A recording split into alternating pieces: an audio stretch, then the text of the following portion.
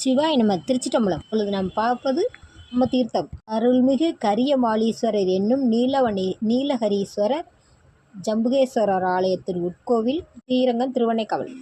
கரி அப்படின்னா சூரியன். சூரிய குலத்தில் பிறந்த திருமால் ராமர் பிரதிஷ்டை பண்ணி, ராமேஸ்வரத்தில் வந்து ராவணனை வதம் பண்ண தோஷத்தை போக்குதான் ராமர் பிரதிஷ்டை பண்ணுறார். அந்த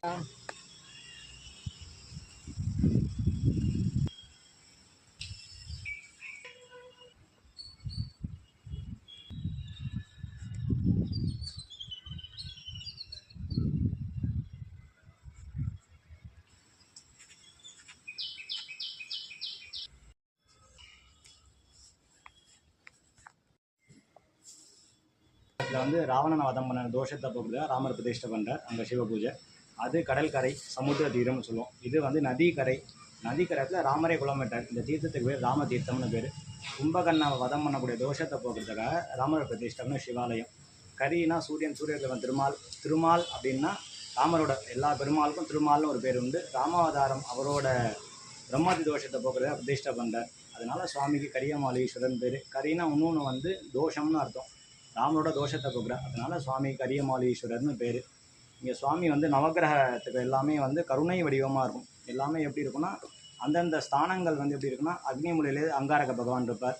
கன்னிமூல ஸ்தானத்தில் வந்து சனீஸ்வரன் இருப்பார். குபேர மூலையில் வந்து சுக்கிரன் இருப்பார். அந்தந்த ஸ்தானத்தில் அந்தந்த கிரகங்கள் இருக்கனால நவகிரக தோஷங்களை வந்து இந்த சுவாமி இங்கே வந்து வழிபாடு பண்ணுறதுனால விசேஷம். திங்கள், வியாழன் இது மாதிரி விசேஷ தினங்கள். சனிக்கிழமை, அமாவாசை, பௌர்ணமி இந்த சுவாமி தரிசனம் வந்து ரொம்ப விசேஷம். தொடர்ந்து 9 வாரம் திங்கக்கிழமையில கிளம்புற சந்திரஹோரையில் சுவாமிக்கு உள்ள வந்து போகசக்தின்னு ஒரு அம்பாள் இருக்குது. சுவாமியோட அர்த்தமண்டலத்தில் இருக்கும். பிரியாவடியான்னு சொல்லக்கூடிய அம்பாள் அந்த கோயில். இந்த கோயிலில் கல் விக்கிரகமாக கருங்கல் விக்கிரகத்தில் இருக்காங்க. இப்போ பல சில கோயில்கள் எப்படி இருப்பாங்கன்னா பஞ்சலோக விக்கிரகங்கள் இருப்பாங்க. இங்கே வந்து கருங்கல் விக்கிரகம் அம்பாள் இருக்காங்க. அதனால திங்கக்கிழமை கிளம்புற 6 to 7 சந்திரஹோரையில் சுவாமிக்கும் கரியமாலீஸ்வரருக்கும் உள்ள இருக்கக்கூடிய போகசக்தின்னு சொல்லிட்டு அந்த பிரியாவடி அம்பாளுக்கும் வில்வத்தான் அர்ச்சனால குடும்பத்தில் வந்து தம்பதிகளுக்குள்ள அந்யோன்யங்கள், அதாவது வந்து 2 பேருக்குள்ள ஒற்றுமை ஏற்படும். அது குழந்தை பேர் ஏற்படணும்னா 11 வாரம் தொடர்ந்து ஏற்படுவோம்னா சுவாமிகிட்ட வந்து பிரார்த்தனைகள் எல்லாமே சுவாமி நிவர்த்தி. 11 வாரம் வில்வார்ச்சனை. அதே மாதிரி திங்கக்கிழமை காம 6 to 7 சந்திரஹோரையில் சுவாமிக்கும் அந்த அம்பாளுக்கும் வில்வத்தினால அர்ச்சனை. 11 வாரம் செஞ்சோம் அப்படின்னா குழந்தை பேர் ஏற்படும். 7 வாரம் செஞ்சால் குடும்பத்துக்குள்ள ஒற்றுமை ஏற்படும். இப்போ வந்து இங்கே ராமர் பூஜை பண்ணனால வந்து அம்பாள் துர்க்கை இப்போ வந்து திருப்பணி ஆகிட்டு இருக்கு. விஷ்ணு துர்க்கை கிழக்க பார்த்து துர்க்கை வந்து இப்போ வந்து வடக்கு பார்த்து கருங்கல் திருப்பணி பண்ணிட்டு இருக்காங்க. சங்கு சக்கரத்தோட 8 அடியில் துர்க்கை அம்பாள் இருக்காங்க. இப்போ பாலவியாகி அம்பாள் திருப்பணி வேலை ஆகிட்டு இருக்கு. இது வந்து துர்க்கையோட இருக்காங்க. இது வந்து குளம் வெட்டி ராமர் பிரதிஷ்டம். இந்த இது குளம் வந்து ராம தீர்த்தம். இதெல்லாம் வந்து இதில் எல்லாம் குளிச்சு சுவாமி தரிசனம் பண்ணாங்க. இப்போ இருக்கக்கூடிய சூழ்நிலைகள் நம்ம இதானால சுவாமி இதை சனிக்கிழமையில திங்கள், வியாழன், சனி, அமாவாசை இது மாதிரினாலும் ரொம்ப விசேஷம்.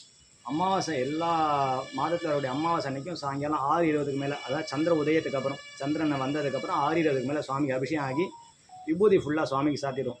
இந்த உடம்புல வியாதிகள் படுத்துகிற இருக்கவங்கன்னா அமாவாசைக்கு மறுநாள் பிரதமையில் பாட்டி மேலே தொடர்ந்து வரக்கூடிய வாரங்கள் வந்து அந்த அபிஷேகம் பண்ண விபூதி எல்லாருக்கும் விநியோகம் பண்ணுவோம். வந்து வாங்கிட்டு உடலில் வியாதிகள் போகணும் அப்படிங்கிறவங்க எல்லாருமே அதை வந்து சுவாமி இட்டுன்றோன்னா எல்லாருக்கும் நல்லபடியாக சௌக்கியம் வந்து பண்ணி கொடுக்குற சுவாமி. சிவாய